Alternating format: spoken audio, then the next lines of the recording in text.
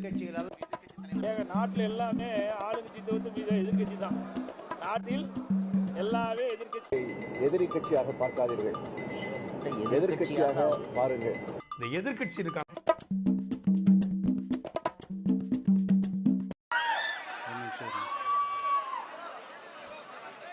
நாம் அரசியலுக்கு வந்ததிலிருந்தே நம்மளை பற்றி நிறையா சில வதந்திகள் எல்லாமே சொல்லிக்கிட்டு இருக்காங்க இல்லையா?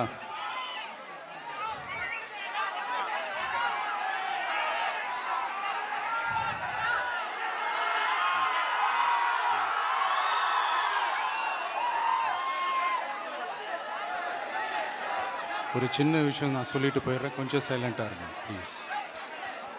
நாம் அரசியலுக்கு வந்ததிலிருந்தே நம்மளை பற்றி நிறையா சில வதந்திகள், அந்த டீம் இந்த டீம் அப்படிலாம் சொல்லிக்கிட்டு இருக்காங்க இல்லையா? ஆனால் இவர் எந்த டீமும் கிடையாது, மக்களுடைய டீம், பீப்புள்ஸ் டீம் அப்படின்னு எல்லாருக்கும் தெரிஞ்சதுக்கப்புறம் வேற என்ன அவதூறு பரப்பலாம் இவர் மேலே அப்படின்ட்டு ட்ரை பண்ணி எல்லாமே அவங்களுக்கு ஒர்க் அவுட் ஆகலை. ஸோ கடைசியில் என்ன தான் இந்த விஜயை பண்ணலாம் அப்படின்னு நினைக்கும் போது தான் இந்த கூட்டணி அந்த கூட்டணிலாம் சேர போகிறாரு அப்படின்ட்டு ஒரு பொய்யான ஒரு பிரச்சாரத்தை ஸ்டார்ட் பண்ணிக்கிட்டு இருந்தாங்க. இந்த நியூஸ் எல்லாம் கேட்டு நீங்கள் கொஞ்சம் கன்ஃபியூஸ் ஆகிருப்பீங்க.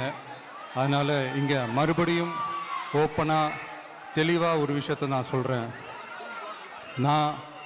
நாங்கள் எப்பவுமே மதச்சார்பற்ற கொள்கைன்றதில், அந்த ஸ்டாண்ட்லேயோ, மதச்சார்பற்ற சமூக நீதின்ற அந்த நிலைப்பாட்டிலையோ எப்பவுமே சமரசம் வச்சிக்கவே மாட்டோம். நம்மளுடைய தலைமையில தான் ஆட்சி அப்படின்றதுல எப்பவுமே உறுதியாக இருக்கிறோம். நம்மளுடைய முதல் மாநாட்டில் கூட நான் சொன்ன மாதிரி அரசியலில் யாருக்காகவும் எதுக்காகவும் எந்த விதமான ஒரு சமரசமும் நாம் வச்சுக்க போகிறதே இல்லை, அந்த பேச்சுவார்த்தையே கிடையாது. சரிங்களா?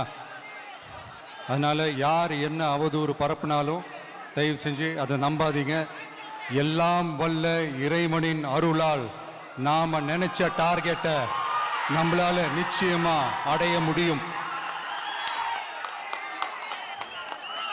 இன்னைக்கு என்னுடைய இஸ்லாமிய சகோதர சகோதரிகளுக்கு என்னுடைய ரமலான் நல்வாழ்த்துக்கள். கான்ஃபிடென்ட்டா இருங்க, நல்லதே நடக்கும், வெற்றி நிச்சயம்.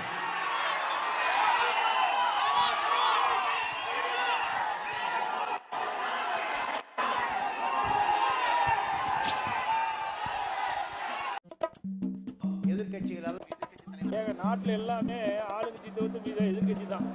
நாட்டில் எல்லாமே எதிரி கட்சியாக பார்க்காதீர்கள், எதிர்கட்சியாக பாருங்கள். இந்த எதிர்கட்சி இருக்காங்க.